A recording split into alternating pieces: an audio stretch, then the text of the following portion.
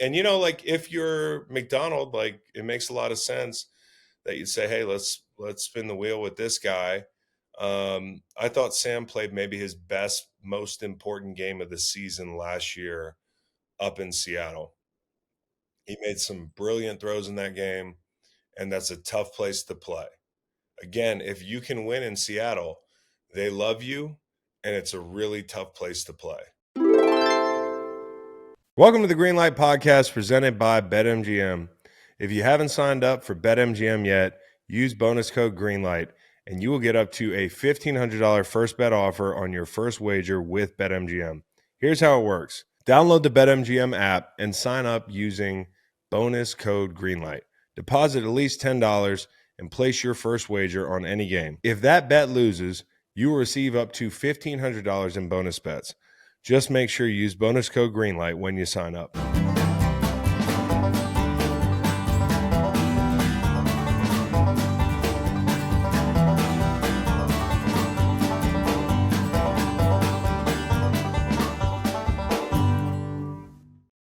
First order of business, congratulations to our trusty do-it-all football guy, Nolan Mert, on his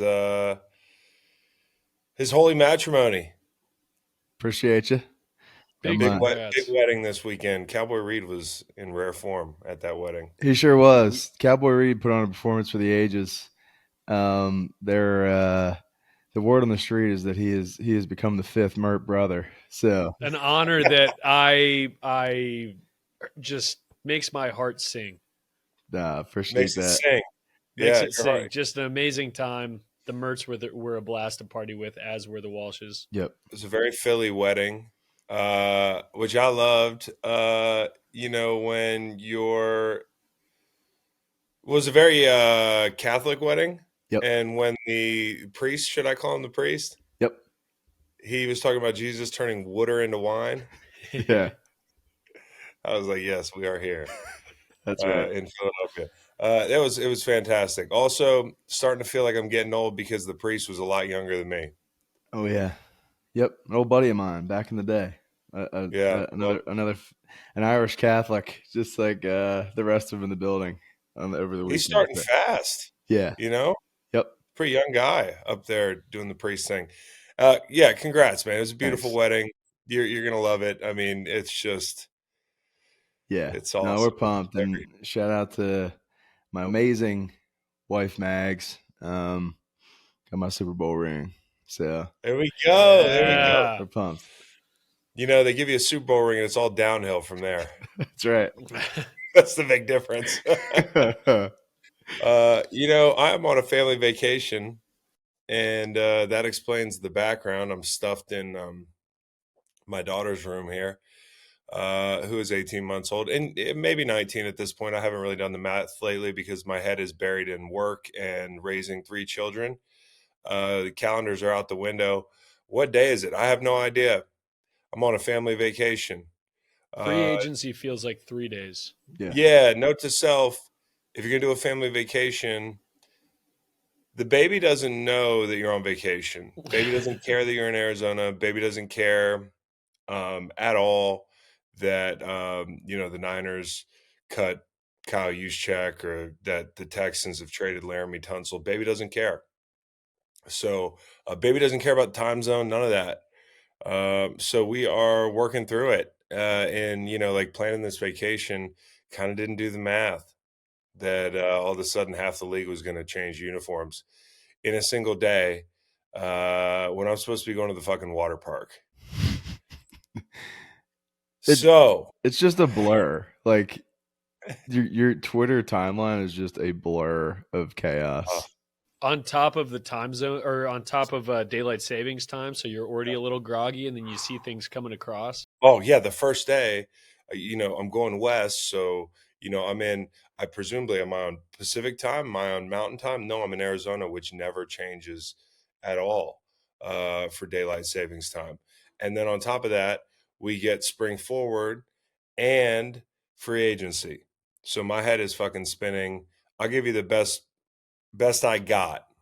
on everything that happened yesterday. So, this isn't going to stop. Free agency's not over. We're going to do one more show this week.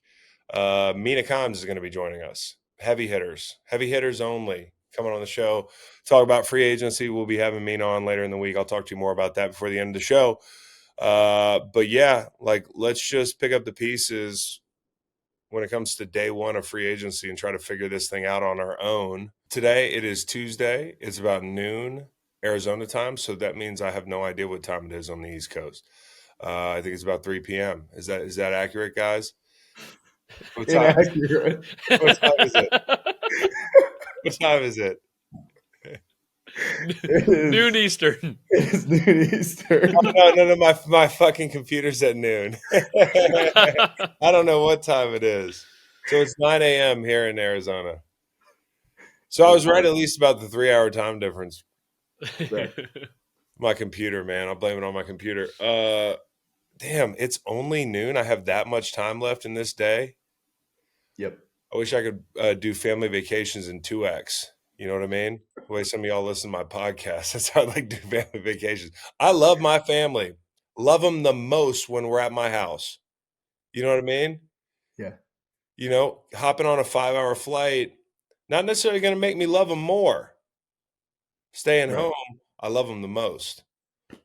It's a little. Stop playing road games. You're on the road exactly. right now. We like home games. So, anyways, here we are. Yesterday, where do I start? Probably the most surprising move on the surface, because he's a quarterback and because it's a big domino, and you can fill in the blanks on the rest of it. You can try to figure out where Aaron Rodgers is going. Now we know where Daniel Jones is going. Quarterback musical chairs. It's not the sexiest game this year. Geno Smith, 34-year-old Geno Smith, is the first domino to fall. He heads to Vegas after he turns down a deal supposedly from Seattle, which would have been a lot more costly than what they had to end up paying Sam Darnold, which is why I don't think it's the worst thing in the world considering their circumstance.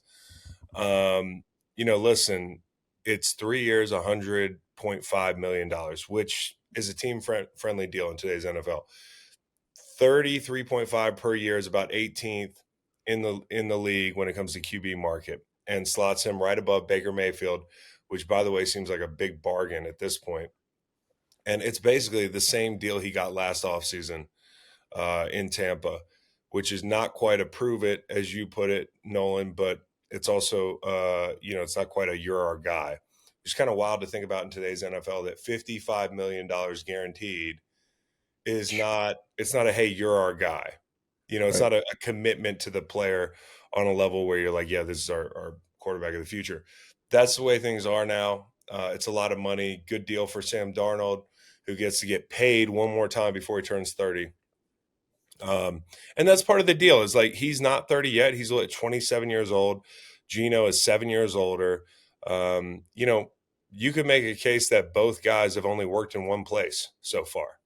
Mm-hmm. So paying a 34-year-old Geno, well, I thought the cards were kind of stacked against him last year in a lot of ways with the protection up front and the way the offense ran. You could also say on the other side of the ledger that he had some of the best wide receivers in the league, and they just couldn't make it happen. And I think either statement boiled down on either side of this thing would be too oversimplified. Geno couldn't get it done. Well, the offensive line was terrible. Geno was held back by the offensive line. Geno was held back by the offensive structure.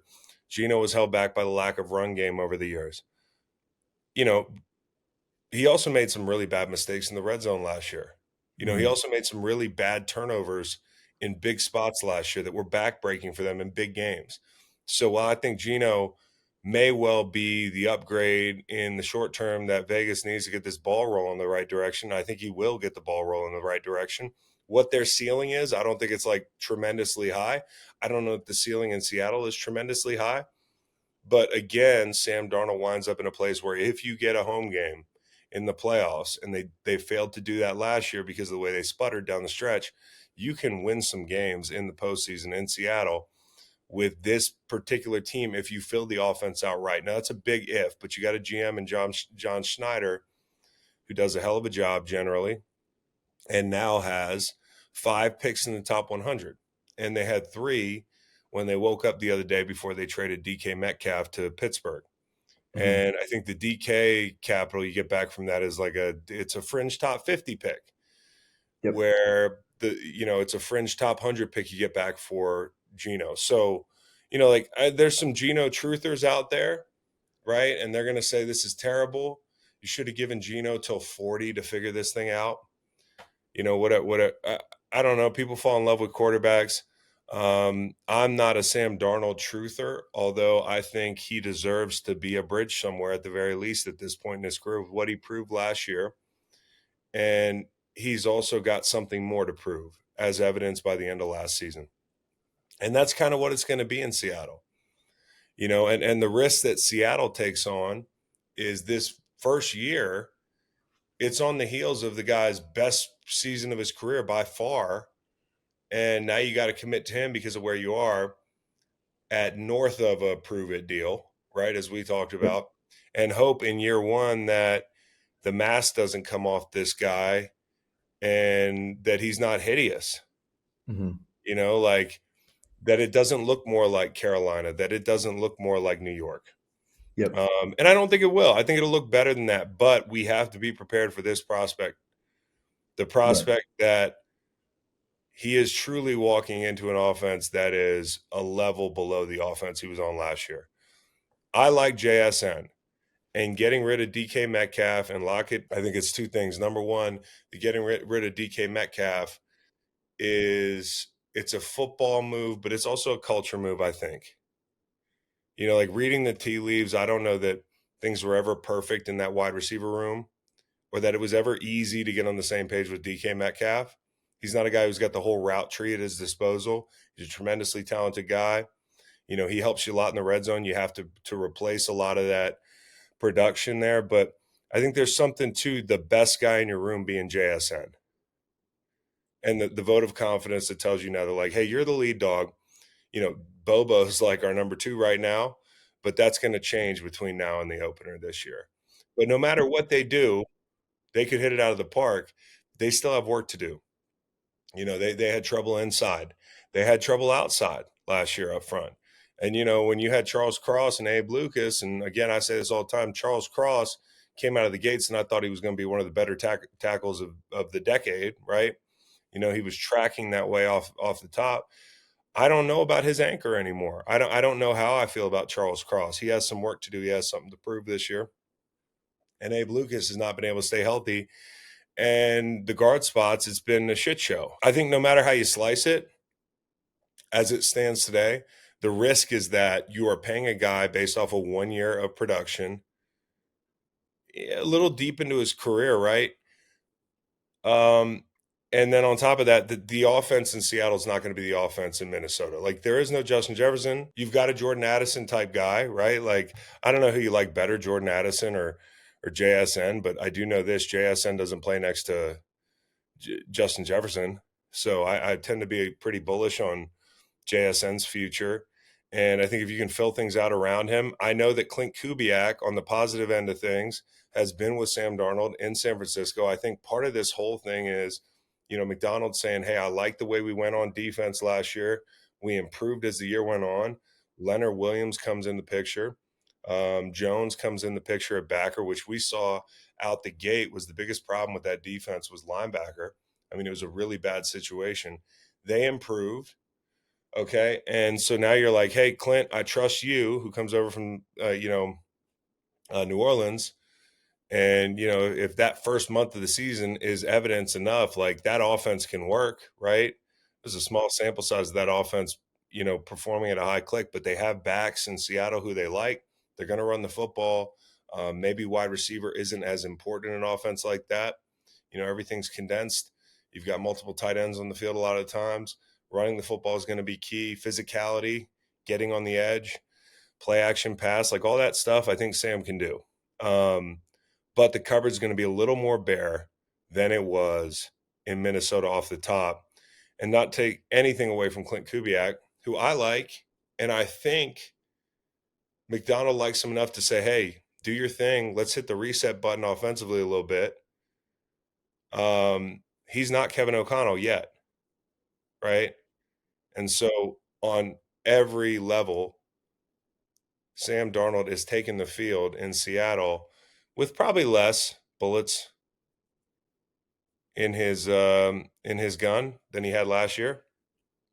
So I think it's going to be an interesting year. It's definitely a risk that you're taking, but it's a lot less risky than paying Geno a boatload of money, and say, hey, you're a quarterback until you're 37, 38 years old. That just wasn't going to work. I think within this too, Chris, like you mentioned, having that draft capital haul now, the way that defense improved now, they look to this draft and they can focus on, 5 top 100 picks. You can add a couple of receivers, a couple of linemen if you want to, and work to build around Sam, looking to maybe year 2 of that deal. Yeah, they've got the capital now, and that's someplace they were lacking. So in a lot of ways, this works out. Now, Geno could go light it up in Vegas and look like he looked at times in Seattle, and you might say, what the fuck were we doing? But I don't think it was going to work. I think sometimes, the reset button has to get hit. And I think sometimes like an experiment kind of runs its course. And it's not to say that Geno can't win somewhere else or play as well as he did in spurts again somewhere else, but it just doesn't work to pay the guy and go forward with the status quo, because that offense to me was one of the most frustrating offenses in the league relative to the talent levels in certain spots over the past few years. The inconsistency really got me. And, like if you're Macdonald, like it makes a lot of sense that you'd say, hey, let's spin the wheel with this guy. I thought Sam played maybe his best, most important game of the season last year up in Seattle. He made some brilliant throws in that game, and that's a tough place to play. Again, if you can win in Seattle, they love you, and it's a really tough place to play. So if they can find a way in the dance, and you look around the division right now, like I think the Rams are very good. I think they're going to be good again. San Francisco's got some stuff that they've got to handle. We saw that yesterday. I mean, it felt like one of my buddies is a Niners fan. He's like, is Elon Musk running the Niners? Like, he's just firing everybody. Like they're just letting everybody walk.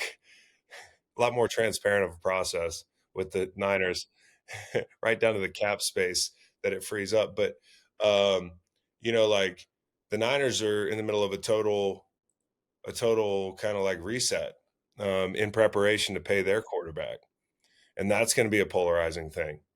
The Cardinals, although they improved and they got a lot better last year, I still don't think we're anywhere closer to coming to terms with like a consensus on who Kyler Murray is.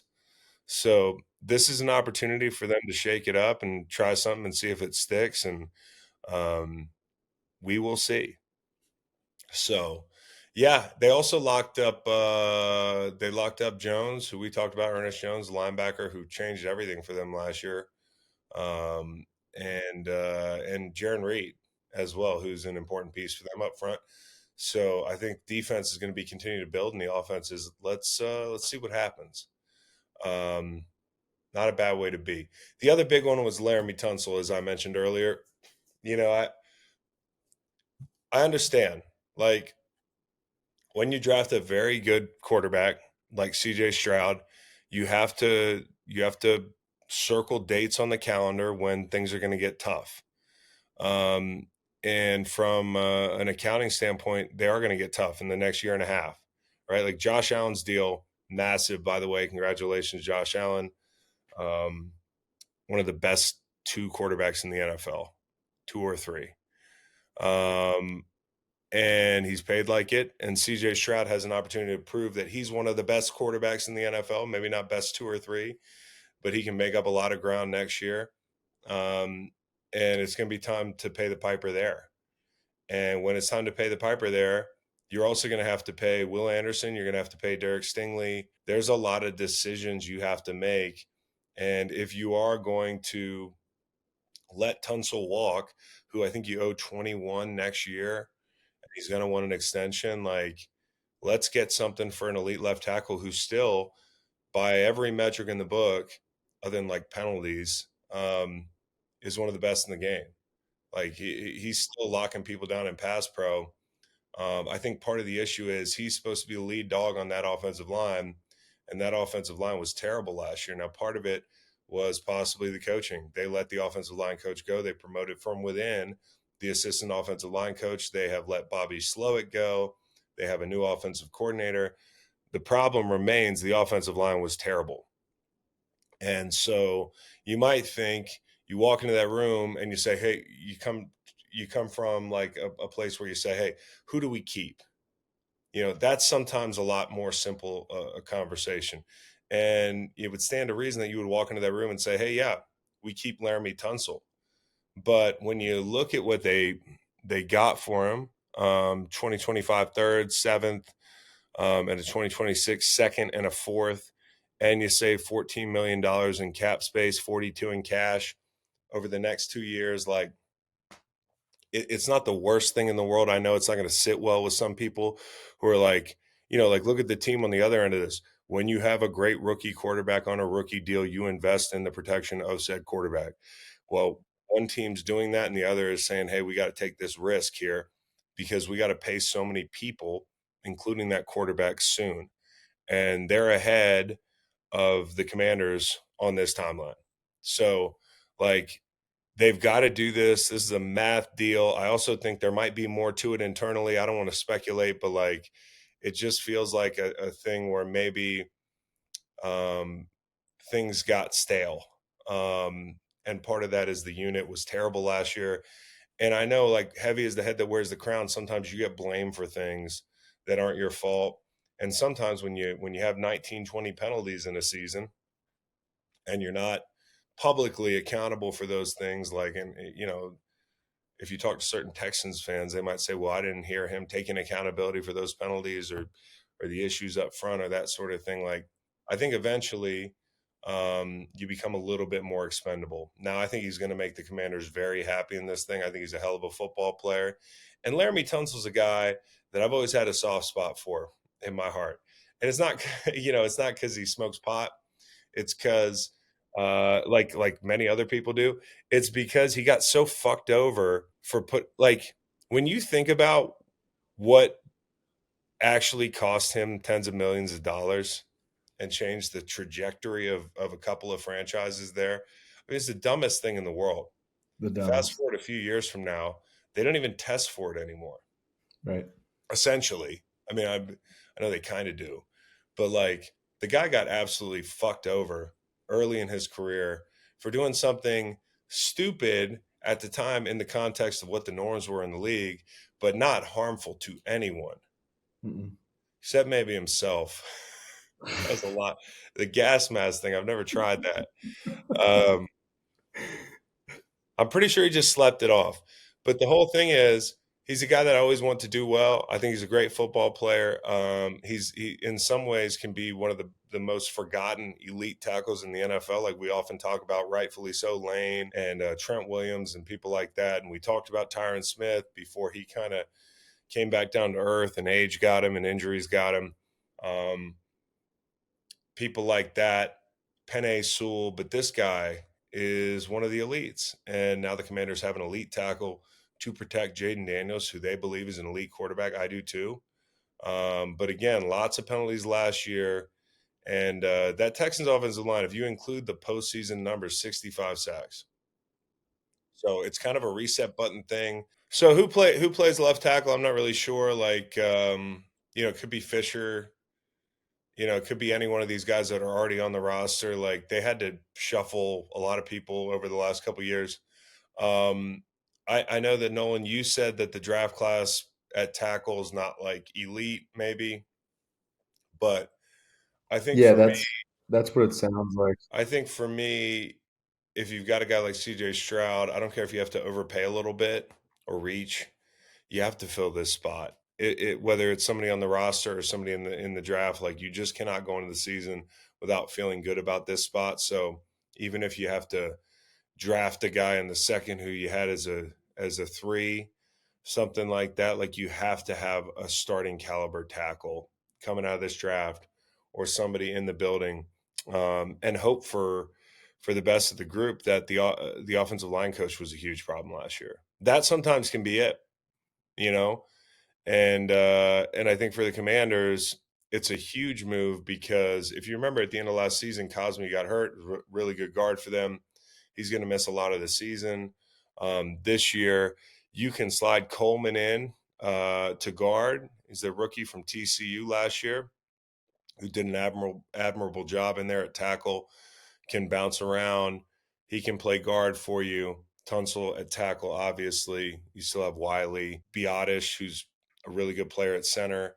It really turns into a decent group. Allegretti playing the other guard, and then when Cosme comes back, you can actually move Allegretti to a depth piece, or you'd have maybe a guard trade chip at some point in the season because guards they get hurt in the NFL, and sometimes there is a demand for those guys. But I think more than anything, like, hey, how do you beat the Eagles? Well, one of the ways is you got to block the pass rush.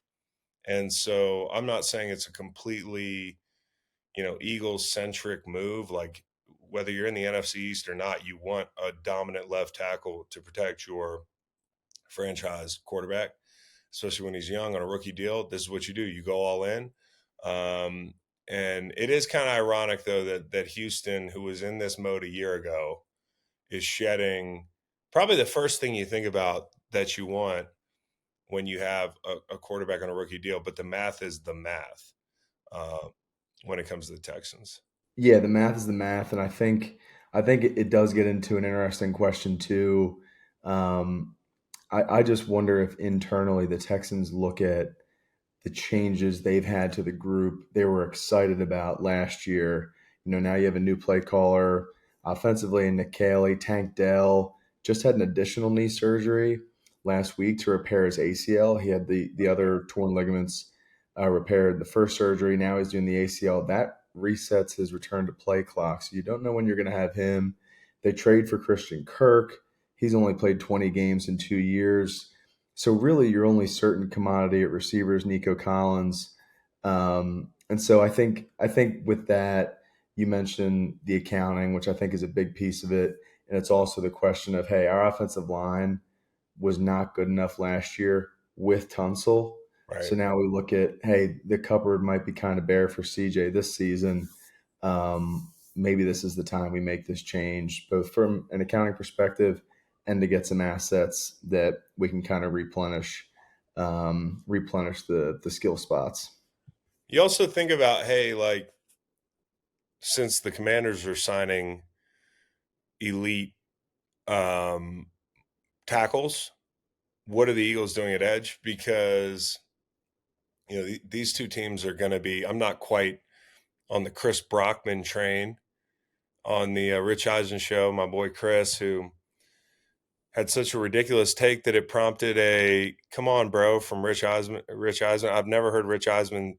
Eisman is his new name. Rich Eisen. I've never heard Rich Eisen say, "Come on, bro." But Brockman was like, "Yeah, the Commanders are the team to beat in the NFC now." It's like you got to hold your horses. I've done this. I did this last year with the Texans. I was like, "Hey, next year they're going to be, that team." To outright say that they're the clubhouse leaders is a little bit rich, but they are going to be a tough team to beat. And especially when you look at the Eagles losing all these guys on defense, right? I mean, we can go through that in a second, but like one of the places where I'm really interested in what they're going to do is edge because they lose Milton Williams. I mean, forget about the fact that they've lost now Isaiah Rodgers, C.J. Gardner-Johnson, which we'll get into in a second. Bradbury as well, who's an important kind of personality in that room probably this year. Um, they haven't really addressed the edge. Milton Williams is gone, and that's one less dog up front, right? Like Josh Sweat heads to Arizona. They have lost some dudes defensively in Vic Fangio's group. So I'm kind of wondering who the edge guy is going to be. I think it's going to be either Trey Hendrickson or it's going to be Joey Bosa. Trey Hendrickson via a trade or Joey Bosa, might be the simplest. It's going to take no capital to pick him up off the street. I mean, he just got cut by the Chargers. He's still got some juice in him. Listen, last time the Eagles rolled out a Caucasian edge rusher on third down, they won the Super Bowl. Let's go. So I think that's a move you got to make. One of those two moves. Or you could talk Sam Hubbard out of retirement. One of the three. Anyways, I just want to see what they do at edge, after the Commanders make this move. It's not like exactly an arms race, but it is interesting to me. So Commanders coming out of this thing feeling pretty good. They also picked up Debo. Next, we'll get to C.J. Gardner-Johnson. I woke up to that news this morning. Eagles trading him to the Texans. And on the Texans side of things, man, that secondary, we talk a lot about how fast and violent that secondary is. I'm sensing a pattern. Love CJ's energy. Love his speed, the way he'll throw his hat in there in the box. I know that Darius Slay's comments led to some sort of like conversation online about who are the leaders in Philly and the secondary, who are the leaders going to be with the departure of Darius Slay. Slay bestowed that responsibility upon Reed Blankenship, and CJ Gardner-Johnson kind of took issue, like, hey, what about me, bro? Well, it turns out that Reed Blankenship probably is actually going to end up being the leader in that secondary. But I think CJ probably has a different kind of leadership where it's his energy, it's his dog mentality, it's the speed with which he plays, the intensity, that it elevates everybody around him. And I think you're going to Houston where he's got some guys just like him. Like the physicality in a group that features Lassiter, Stingley, Petrie, this dude. I mean, they're going to be taking heads off. And you talk about trying to get on the perimeter in the run game and seeing bodies flying downhill and, catching a check down and picking your teeth up off the fucking turf in Houston. Like that is the visual that I think D'Amico Ryans has for the secondary, and I really like it. Now moving on to the Eagles, like you're kind of like, hey, well, brought him back this year, it worked out so well, and obviously him leaving this time a little bit sweeter than him leaving last time, where he was like, I fucking hate that city, and then like a year later, he's like, I'm back. This time he leaves with a tweet that's like, hey, Philly, I love you. We're champions forever, and I'm so glad to see him go out like that, because I've just always liked his game. But it kind of seems like something that they needed to do, and they were going to get it done. And they wanted to get something for him. So you get Kenyon Green back, who's actually pretty young considering the mileage on him. So it ends up being a pick swap and basically Kenyon Green for CJ, which I think is like, it's not a real sexy thing. It's not one of Howie's like, wow, look what Howie did trades. But like, if you're actually paying attention, I think if you frame it in the context of Becton's negotiation, that's what's interesting. Like, what does that mean? Does it mean necessarily they don't think they're going to get Becton back, so they go out and get this guard? Maybe. Like Becton could be in the middle of kind of playing hardball with them and not coming down off his number, and they're kind of like, okay, this ain't going the way we want it to be. We need somebody to compete with Steen for this other guard spot. Or it could be a thing where you want him no matter what, or you could be feeling like you're going to get Becton, but you want the number to come down a little bit. And this kind of tips the scale in the direction of giving you some leverage. So either way, a good move. And I think you also know, and part of the leverage play is like, we have Stout. Like, look what we did for you. We'll do it for him. What makes you special? Although I think Becton had a really good year, and I have an attachment to the guy. I want him to be an Eagle. But I also, just like Josh Sweat, when it's tough to see him leave and end up in Arizona, like you want the guys to do well and get paid. But it helps for the Eagles to have, contingency plan, because whatever they were coaching in Houston last year, he's going to get better this year in Philly. And also when you consider, and I think Brandon Thorne pointed this out, but there's a lot of reasons that this might be a sneaky good signing for the Eagles. His age being one of them, right? Like physical tools and pedigree. He talks about this. This is from Brandon Thorne tweet. Former top 15 pick, ideal size, raw power, draft age. Green entered the league at 20 and is entering year 4 as the age of some 2025 rookies, 24 with 23 starts under his belt. So that's pretty young. I was 23 as a rookie.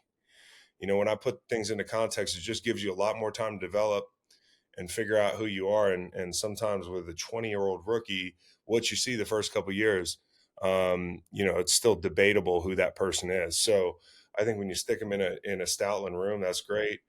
He points out Brandon Thorne does situation and environment and all that stuff. So I just think there's a lot of reasons to be bullish on this kid being better than he has been, and it increases the leverage that you have at your disposal in a negotiation with Mekhi Becton, who is important.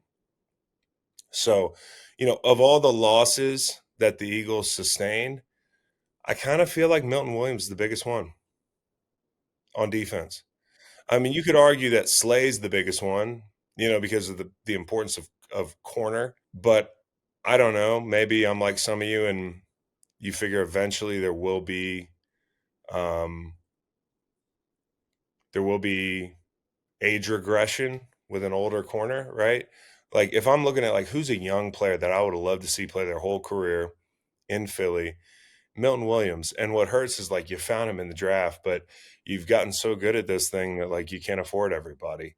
And so, I think Josh Sweat, hell of a player, watched him kind of grow up as a rookie. Love the dude. Obviously, it was very cool seeing him wear. I don't know if we podcasted since that. I think we have, but like, it was super cool watching him wear the coat and all that thing. And he'll always be part of, I hope, a tradition that way. Where if we, the Eagles, get another chance to win that thing, I can find some other kid, and hopefully he'll ask me like Josh asked me, and I won't have to hunt some kid down in 10 years or whatever it is. Shit could be next year the way things go with this organization. But I'm a big Josh Sweat fan. When you talk about a guy who damn near had his leg amputated and the career that he's ended up having, I'll never forget watching him the very first time. And, like, I'll take my victory lap on this one. And he'll tell you, I've heard him say it. Chris is the first person who believed in me. I believed in him right away because he reminded me of Robert Quinn. And I think had he not had that knee injury in college, the sky was the limit for him when it came to the draft. Like, I think he could have been a top 5 pick and justifiable too. But the injury slowed him down a little bit. It probably affects his ceiling as a player even today, and he'd tell you that. But what he's been able to do post that injury and the subsequent surgeries and the rehab and the road back and, being picked a little bit later, like the dude has had an incredible career. And I'm so happy for him to end up in Arizona. But I will say, and him and Gannon, right, like knew each other from a couple years ago. He knows what he's getting into. Gannon knows what he's getting into. I think Milton Williams is the biggest loss for that defense. And I know you have Jalen Carter, and I know Ajomo played great. Like Ajomo, if you look at some of the pass rush win rate stuff, like his win rate was just as good, maybe better. But they're going to have to count on guys like that to step up and possibly find people in the draft. You know how he does. I just think Milton Williams is a dog, and I think he's going to be a great pickup for the Patriots. Talking about the Patriots here, I thought they went out and got a bunch of Vrabel guys. I mean, obviously, Landry's the guy that he's had before, but Spillane, guys like that, Milton Williams, I forget who else they picked up yesterday in a flurry of day one moves, but they all seem like Vrabel guys. Morgan Moses as well, and Carlton Davis. Yeah, Carlton Davis, big pickup, longer corner. You think about like matchups with the Bills and Keon Coleman.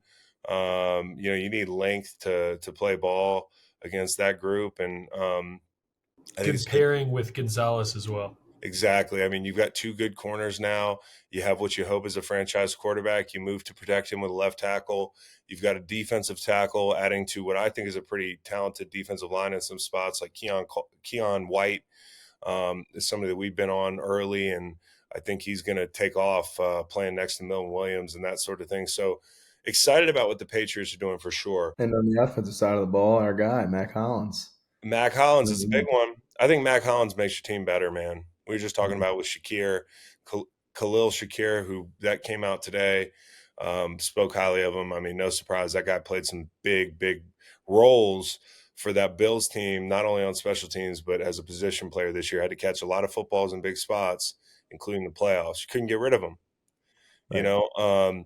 So I do think the Eagles, the cupboard got kind of like, it's not bare, but they went in that motherfucker and got some fine china and absconded with it. You know, took some of it to Arizona, took some of it to the Patriots. You talk about another team in the NFC that's trying to catch up or trying to keep pace is the Rams. Cooper Kupp, listen, storied career with LA, had to really hurt seeing, half of the Breakfast Club leave town there. Cooper Kupp and Matt Stafford, that long-standing relationship that they really flourished that year, 2021, where he had like triple crown. I don't think he's had a full season since. Nolan, you told me the most games he's played in since 2021 is 12. Yep. So, it's not like he's been available, and honestly the play has taken a couple steps back. Listen, I think he can still help people, but he ends up just being a cut. And, because you can't get a trade for him. And then you end up upgrading at this point with Davante Adams, who's probably catching footballs from the best quarterback he's caught footballs from since, 2020 or something like that. It feels like a long time that he hasn't been with Green Bay, where he used to catch balls from a prime Aaron Rodgers. And now he's catching the ball from pretty damn good quarterback in his own right, Matt Stafford, who can still play, right? We just talked about how elite he still is. They were on the doorstep of trying to get back to the NFC Championship. Eagles were too good in the snow, kept them out of the end zone. Thank you very much, Jalen Carter, and probably the most impactful coffee house in NFL history. Maybe. Yeah. You know what a coffee house is, a little fake game.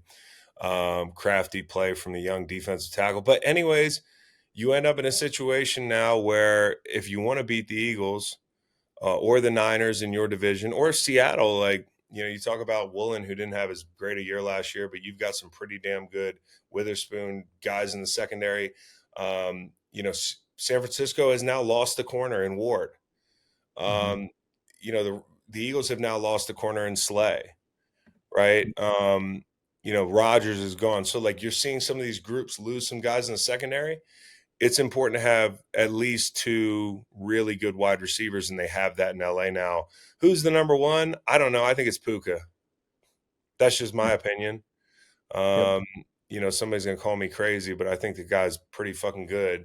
And I think Davante Adams is still a dog, but he's not what he was a couple years ago.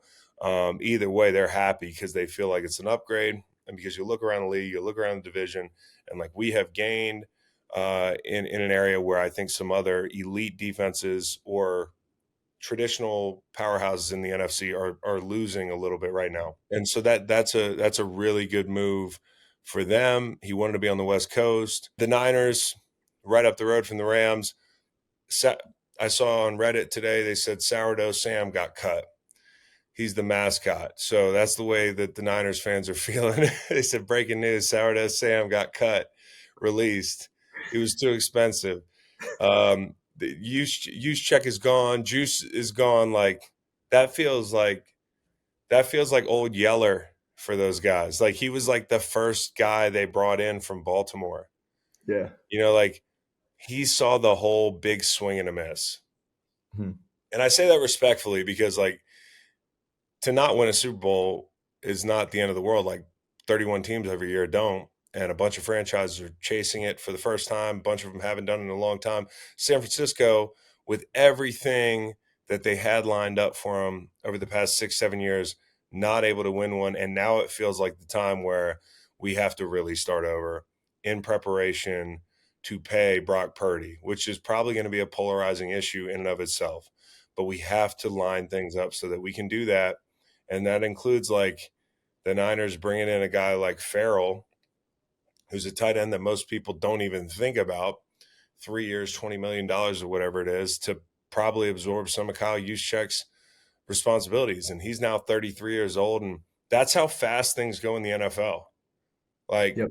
you remember when they brought him to San Francisco? That kind of like was the start of the era. I'm not saying it was the Kyle Juszczyk era, but like he was one of the first guys, and now he's he's going somewhere else. And he says he still feels like he has football in him and he wants a ring. And I hope he gets one because he's one of the most well-respected players in the league. Teammates and opponents, they really respect the guy. And being a fullback, it's a dying art form. But the tricky thing is now, like, tight ends can play fullback and tight ends can pass protect. And, you know, they needed more pass protection at the tight end position. They need to be able to absorb some of the blocking responsibilities that he had in that very unique offense. And I think that offense changes. You know, Nolan and I have been talking about it for about 3 weeks now, kind of since the Debo trade. It just feels like an offense is going to tinker with things a little bit. I don't know if they're going to go full spread offense like type deal, but I do think if you didn't know about the Farrell signing, you might think that the use check, cut is another step in that direction of saying, hey, we're going to spread it out and we're going to go with the personnel that we have now. We can't run that souped up West Coast offense that we have been running to the degree that we've been running it. You know, Ayuk seems to be on the block. You've let Debo go. I think McCaffrey's on his last leg. Mm-hmm. You know, I say that respectfully. And it's a team that's worn out, man. Like, that's a team that poured everything into those runs, and now they kind of have to start over. So, Niners, I think this is going to be an interesting year. And Shanahan, really, I mean, like, you're up, bro. Yeah, You know, exactly. let's find out. Let's Yeah. find out how good a coach you are. I think you're an incredible coach, but, you know, sometimes you're only as good as the context that you're coaching in. And I do think the coverage is going to be a little bit more bare. They also lose Hufanga. We talked about Ward, right? We'll get to him in a second in Indy. But, like, Hufanga going to Denver, which is definitely a good thing for the Broncos to get a safety that can play in the box there, right? Like, you want to be physical in that division. Kansas City, they've got run game. Chargers have run game. Raiders want to run the ball. They want to be physical. That'll be part of the plan there, right? Like, so it helps to have a guy like that. They also end up with Greenlaw in San Francisco or in Denver. Denver, Cowboy, you guys, as you put it, kind of like swing and a miss on some of the huge names, but you end up getting some guys who are good names with maybe a little bit of an injury history. Like Hufanga, I think at a point in like 2021, maybe that was the year that he played really well. I can't remember. 22. Yeah, that was his all-pro season. His all-pro season. Yeah. He looked like he was going to be a 15-year Niner. Like, he just looked like he was the next – I don't want to do the Troy Polamalu thing, but that was the guy who was, like, training him. And, you know, he had some of those elements in his game, but the injuries over the last couple of years really knocked him down and knocked the future outlook down on him. And Dre Greenlaw, who I thought was the difference in the Super Bowl, ends up being one of those guys who has to go elsewhere. He ends up in Denver as well. So just if you're a Niners fan, this has to be one of those days that you can't even enjoy the, like, yeah, but it could be exciting. You know, we're going to change some things and we have a quarterback of the future and all that stuff. Like, it's interesting. If you ask Niners fans who are cynical on the quarterback play over the last 5-7 years, like, you know, would everything be okay if we had a franchise quarterback? Because they've always been in limbo, right? Like, they felt like Jimmy G wasn't the guy, right? Well, now you've got a guy who you're getting ready to pay like a franchise quarterback. Does it feel any better? Mm-hmm. Like, at the moment, I don't know that it feels any better. So what is it that's keeping San Francisco from getting over the hump over the last 6-7 years? A lot of times it's just the way the playoff games have played out. A lot of times it's been quarterback play. But now you've got your quarterback. Careful what you wish for. You had to let half your team go.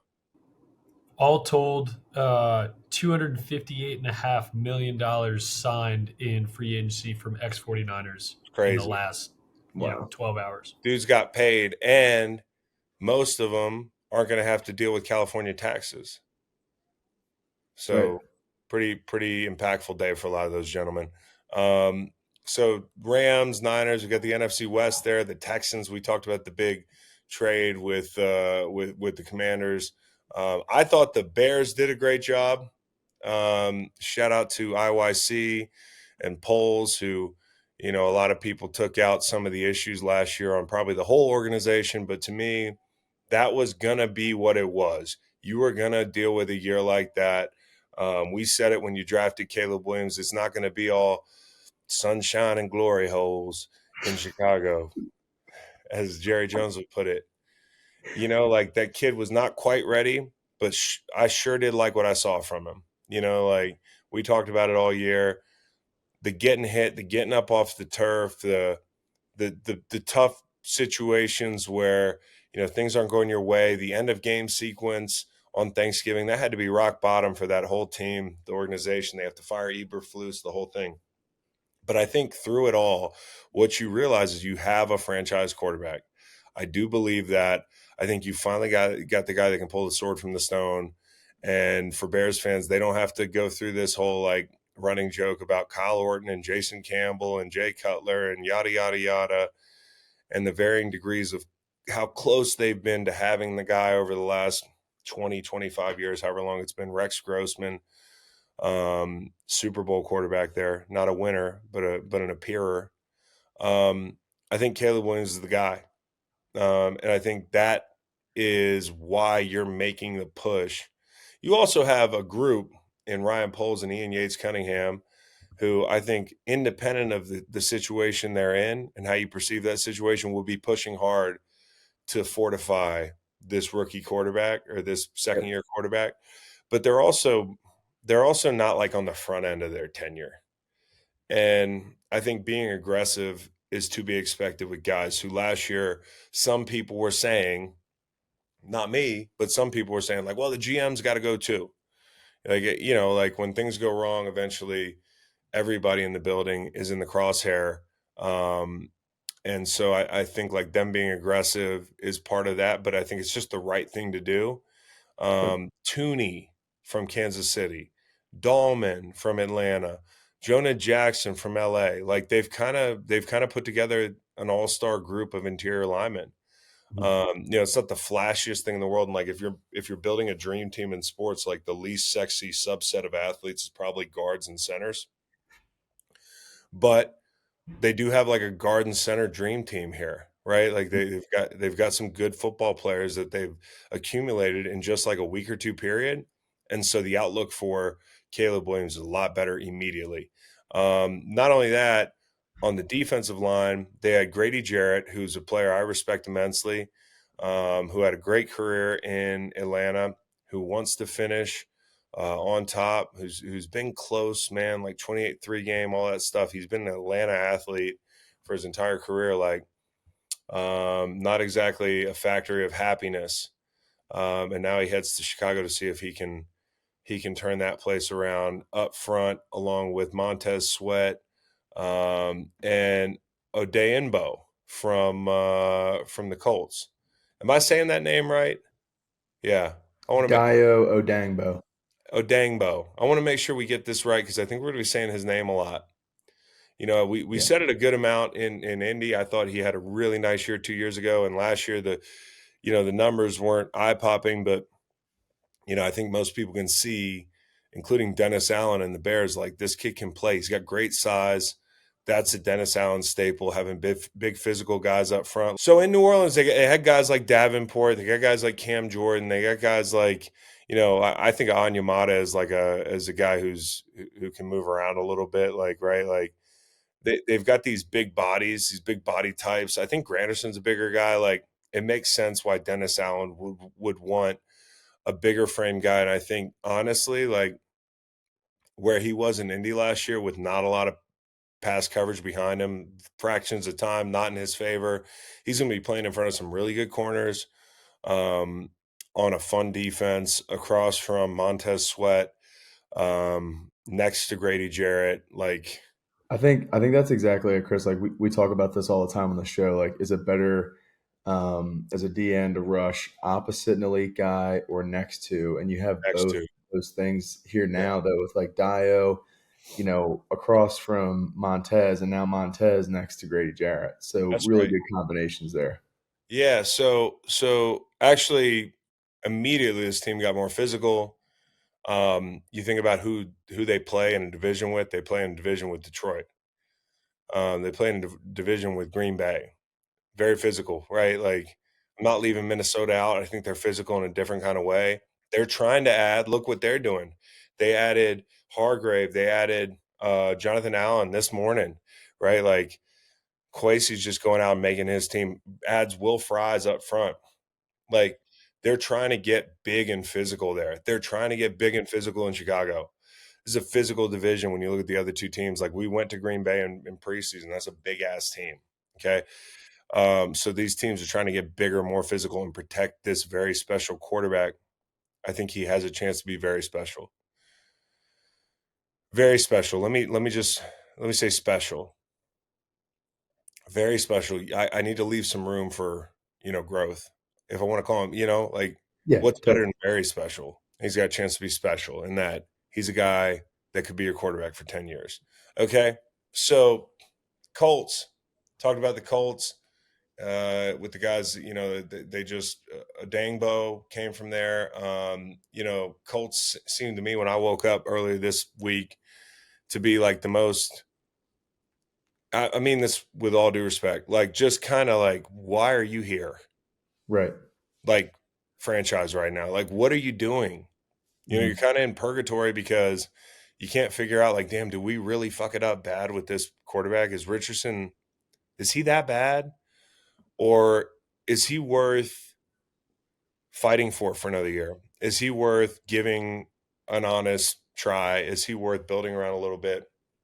I know one thing is like Chris Ballard, I'm a little bit surprised that he's there. And I don't mean that disrespectfully. I really like Chris. He's been on the show, but like the temperature was so turned up on him last year.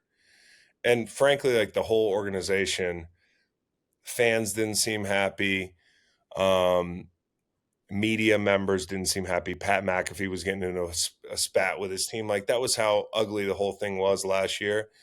Over the last couple of years, they hired Jeff Saturday, who I love, but like what, wasn't a head football coach. They've gone through every possible aging Caucasian quarterback in the NFL that was on like his second or third act. Like they've tried it all. Rivers, Ryan, Wentz. Now they signed Daniel Jones. Like they have a fucking fetish at this point. Like honestly, like I need to see your browsing history. It's a bunch of statuesque 31-year-old white men that could once throw a football. But I do like what they've done defensively. I think Ballard's in go mode, dude, because like, again, borrowed time. Like, hey, I'm maybe 20% surprised I have a job this year. I don't know. Like I'm going to shoot. And I like the shots he's taken, Ward, Bynum in the secondary. That makes things a lot better. That was a big issue for them last year. I think, good for Ward getting his money. He's had a really hard year, on and off the field. And then Bynum coming from Minnesota where, listen, Lou Anarumo is going to be your DC. Like you're going to bring pressure. The defense is going to blitz. You're going to have to, it's not going to be vanilla. I'll put it that way. Right. And so you want a guy that comes from a system like B Flows, like that's perfect. So I like those pickups. It's funny. I just complimented the Colts and, basically did a 90-second intro just shitting on them, but they got to do more, man. Like it just feels like they're the most middling team in the NFL. Yeah. And I think that kind of the chatter out of the Colts fan base yesterday was excited to see Chris Ballard make some moves on day one of free agency. That's not really his history, right. But I think it is kind of a reflection of maybe where, his positioning is as far as security goes. Wanting to give Lou Anarumo some new toys. But yeah, the offensive stuff has been really confounding. You mentioned Will Fries, they see him walk and they also let Ryan Kelly walk. A center, you have not only are you hoping maybe Anthony Richardson figures it out this year, but now you're going to bring in Daniel Jones too, and you let a veteran center walk, which is so important for a young QB. So really, really tough to figure on the offensive side. Feels like maybe Daniel Jones is going to get some time this year. Oh, yeah, I think so. Like it almost feels inevitable because of the injury history with Anthony Richardson. But what's one more injury do it? Probably is like, hey, we're good here. Yeah. And he's going to have to pick his play up a good deal. I still think he's really talented. I'm pulling for the guy. I'm not closing the door yet on his development, but bringing in a Daniel Jones, like, hey, that's not a hollow threat. That might be a hollow threat somewhere else, but like Indy, we will play this old white motherfucker. Oh, We yeah. will do it. We have done it in the past. We have done it the last 5-7 years. Like, we will play this guy. Like, all right, the stuff I love, like I mentioned the Patriots signings, like I don't know about love, but like, hey, good for J.C. Horn, highest paid corner, highest paid defensive back of all time, $70 million guaranteed. And I like the Morig signing for them. Yep. The guy from Vegas who got a chance to show his stuff last year, one of the more physical guys in that secondary, and looking forward to seeing him in a Panthers uniform, a group that's quietly building. We'll see. Palmer to the Bills, Josh Palmer to the Bills. I'm going to say it right now, it's going to pay off. Yep. Listen, I think he's a very underrated player. That's an affordable option. Basically gives you another solid number 2, right? Like when you think about who's your 1, who's your 2, who's your 3, like it seems to me like they're gunning for having a 1 in Keon Coleman, who showed flashes of being a 1 last year, and then adding like tremendous depth, whether it's Shakir, Palmer, Cooper. I mean, this guy might end up being Cooper's replacement, right? Like you look at a guy who's a really good separator, good route runner. I don't think you get to show all his stuff in LA. I think we get to show a lot more of it with Josh Allen, the $300+ million man. Can't wait to see him in a Bills uniform. I do think that ends up being impactful. And then Justin Fields, who heads to New York, like Jets fans, another strange twist in your quarterback history. It feels like another, like, we'll see deal for him. Yep. Would end up being $30 million, basically 40 over 2 years, 30 guarantee is basically a 1-year deal. Yep. Yeah, exactly. For $30 million, I go to hell. That's what Shannon Sharp said. I think he was talking about New York. I think he was talking about New York's quarterback situation. And hey, Justin Fields would do it for less. Right. He'd do it for $30 million. He was in Dubai last night. They had the sparklers out, him and his boys in Dubai celebrating his deal. And he should, with the New York Jets. You might as well celebrate because you never know what kind of year it's going to be when you put the chin strap on and play quarterback for the New York Jets. Like, I have no idea how this is going to go, but like, this is going to be entertaining. Yeah. I'm a big fan of Aaron Glenn. Like he made a big fan of me over this past year, especially. And I loved seeing him at the podium kind of operate. I think he's going to be a really sharp head coach. Is this a buy a year thing?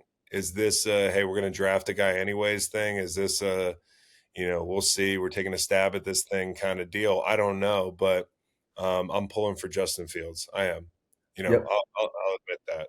Young team in New York too. Braylon Allen 21, Fashanu's 22, Breece Hall 23, Wilson, Sauce both 24, McDonald's 25, and then Fields 26. And Fields gets paired with Wilson as his former college teammate too. So some pre-existing chemistry there. That is cool. Yeah, that is cool. You know what I'd love to see them do? Just like quarterback run game.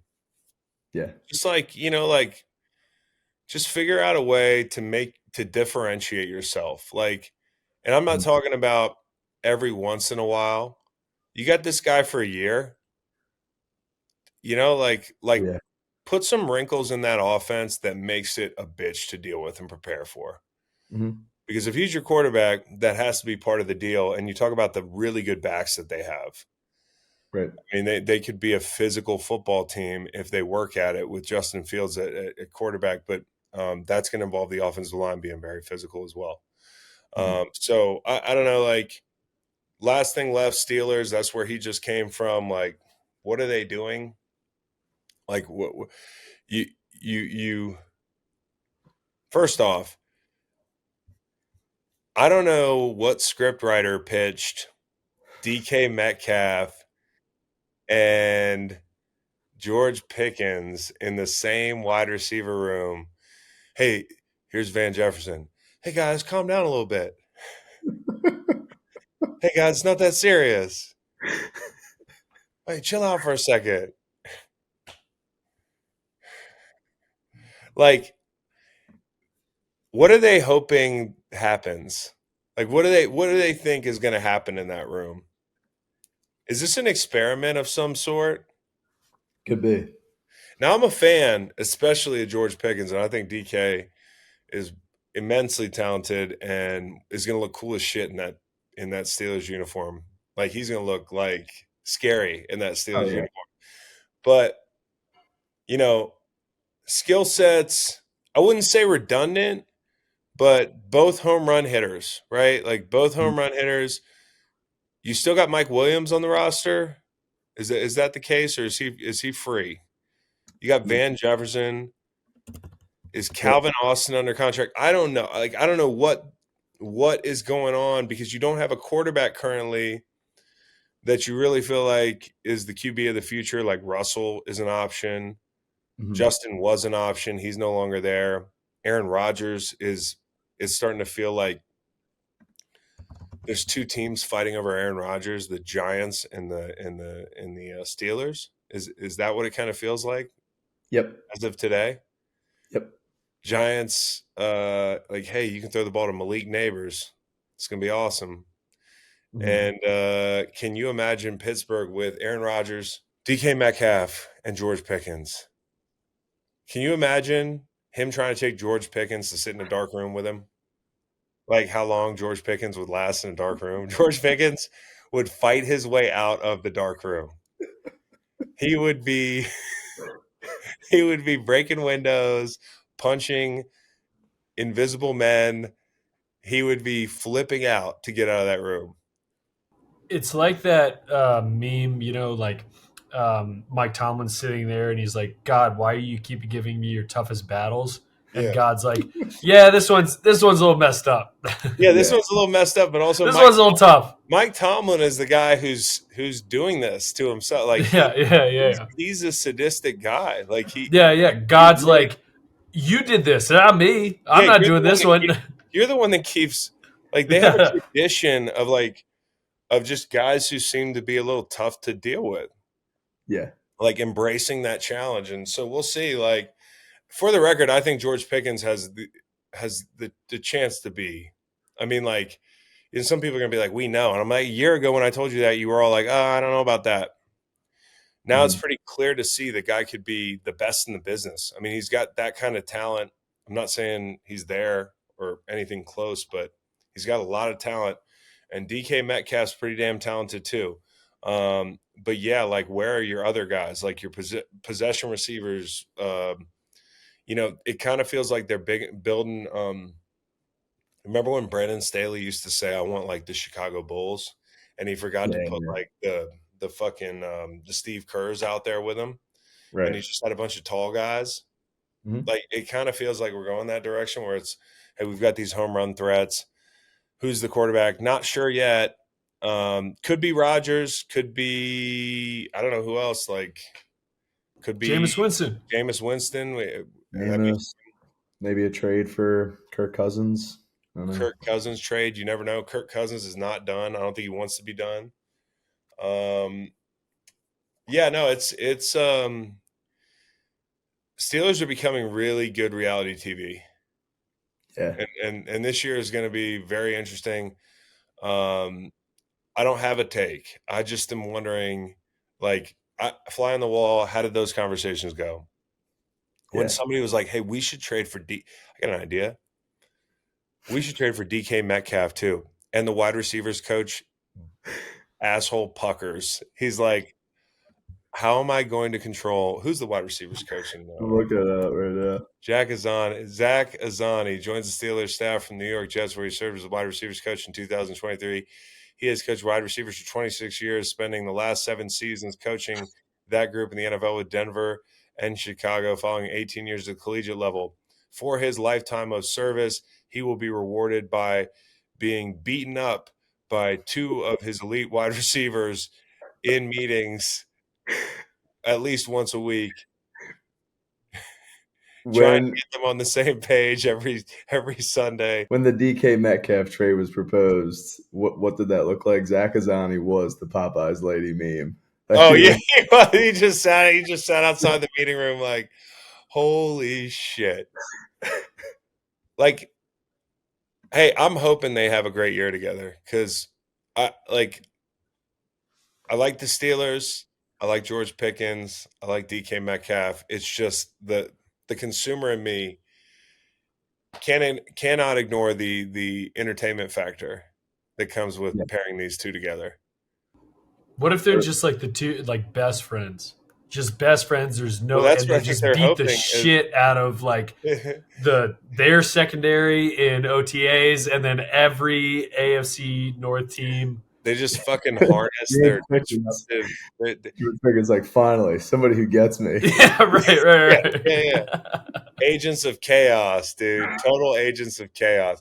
Now, I think we might be laying it on a little thick for DK Metcalf. Like, there were times where he's seemed to freak out on the sideline, but that's a pretty run-of-the-mill wide receiver thing. Right.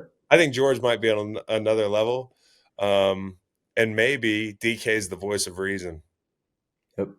Prepare for that. So I don't know what you're doing in Pittsburgh, but boy, are you making it interesting and fun. That's an hour around the league. One more big one. Dallas signed Trent Sieg to a 3-year, $4.45 million deal with $3.1 million in guarantees. They have their long snapper of the future, which I think is a pretty important deal when you plan on punting and kicking field goals for most of the next couple of years. I don't know. Their offense might be pretty good. I don't know. Don't let Jerry cook. But yeah, this is Jerry cooking. This is Jerry cooking. You walk into a 5-star Michelin restaurant, they get on the fucking the hibachi. They get the hibachi set out and everything, and the guy's flipping this thing and pouring the fucking and he hands you a peanut butter sandwich because that's kind of what in Dallas is, dude. Yeah. It's like, what are we doing here? So Dallas fans, I'm sorry you're dealing with this, but you do have a quality long snapper on the books. All right, hook them. Day one splash. It's not all sunshines and glory holes in free agency. Yeah, and then later in the week we got a guest to talk about all this and more. Mina Kimes. I don't know if you've heard of her. She's only on everything. She's only one of the smartest people in football. I don't know if you've heard of her. She'll be here Thursday. Talk to your boy, and that will be out Friday. So we are onto a Tuesday, Friday cadence. I'm sure half the league will change teams again by next podcast, and we'll pick up the piece and try to figure it out. So enjoyed talking to you. I will get back to my family vacation, which I would rate 5 stars so far. What is up? It's the Butter King, dairy expert. This episode of the Greenlight Podcast is brought to you by Daya Pizza, featuring dairy-free cheese, now made with Daya Oat Cream Blend. Let's talk about FOMO. Fear of missing dairy. It's real. We've all had it. The Butter King has certainly had it. I know when you hear about dairy-free cheese, you get a little skeptical, especially if you're a cheese and butter lover like me. But Daya's set out to create the ooeyest, gooeyest, dairy-free cheese pizza there is with absolutely no trade-offs. Daya pizzas are dairy-free and still deliver the rich, savory taste and total satisfaction that everyone craves and demands when looking for a frozen pizza to take home. Daya pizzas hit all the marks. Thin, crispy crust, flavorful toppings, including meatless options that taste meaty, and cheese that's rich, stretchy, and melts just like dairy, all thanks to their innovative Daya Oat Cream Blend. Daya has cured my FOMO, and now you don't have to fully commit to a dairy-free lifestyle to enjoy it. Thank God. So next time I'm in the great state of Wisconsin, home to a lot of great dairy products, I might actually trick everyone and have some dairy-free cheese pizza. Make your next pizza night FOMO free with Daya. To learn more about Daya, please visit www.dayafoods.com. Check them out on Instagram and TikTok, or visit any major retailer across the U.S., including Whole Foods, Kroger, and Walmart. Coming soon to select Publix and Sprouts.